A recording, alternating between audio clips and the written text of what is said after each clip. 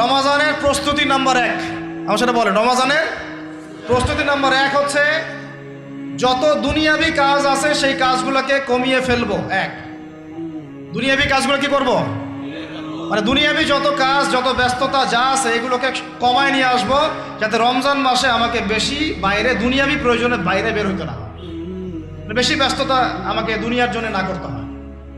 মনে করেন যে আপনি চাইলে এখন যদি সামর্থ্য থাকে রমাদান এবং ঈদের বাজার করে রাখতে পারেন, কারণ লাইলাতুল কদর নষ্ট করে ঈদের বাজার, আর রমজানের অনেক রুহানিয়াত নষ্ট করে দেয় দুনিয়াবি বাজার ঘাট, তাই না?